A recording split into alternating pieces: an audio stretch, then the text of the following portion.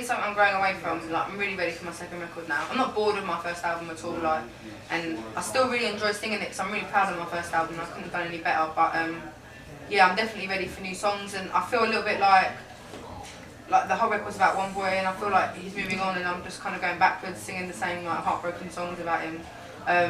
But like, because I do them live so much, like I kind of tend to change the lyrics a little bit, like when I'm singing them, and I sing it more in the past tense now. Like I change a lot of the words, they're in the past rather than in the present. But it gets at the beginning it was really difficult singing them, not only because it was like a really personal album, but I was just so kind of overwhelmed by like people wanting to hear my songs. That's quite a few, thanks. This next one is... Huh? Jam! They jam? What, Tangled Madness? What, Jam the Band? This next song is another cover. I've only got one album, so bear with me. My favourite song is Etta James, and this is my favourite song by her. It's called All I Am. I've heard about Adele Fitzgerald like a couple of years before I bought the record. Like, both of them, when I bought them, it was generic best of, you know, they weren't kind of like specific albums. I was about 14 or 15, and I was in HMV, which is like our big music store. And there's like a jazz section, which is like your kind of grandparents' like sitting room where you're not allowed to go in because you're going to make the carpet dirty. And I went in there and I was a bit of a grandeur, like my big criminal damage, like jeans that was covered in mud, just trolling through this like cream carpet.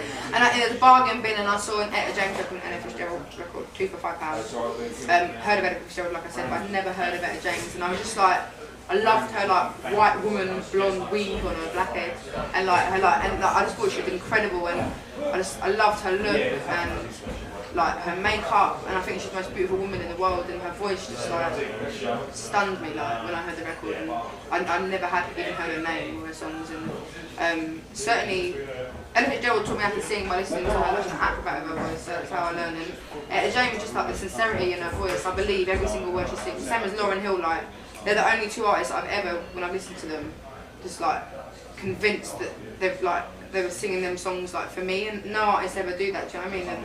And I mean I love all other artists as well, but no one ever convinces me and makes me believe, you know.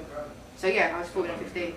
Never been trained. I had one singing lesson when I was about 12, but it was a classical lesson, and I come out and it made me want to be sick. Like, it just like I felt like I was already losing the ability to just jam with my friends and just like sing without thinking about what I was singing and like thinking about the notes and all that. I hated it, so I never had a lesson apart from that. And the vowels, I don't know, like I think sometimes I sound really British in my songs, like the way I pronounce some stuff, but like I love American artists. My favourite artists are Americans. Maybe it's just a mix of like, because when you hear me speak, I don't sound like how I sing at all.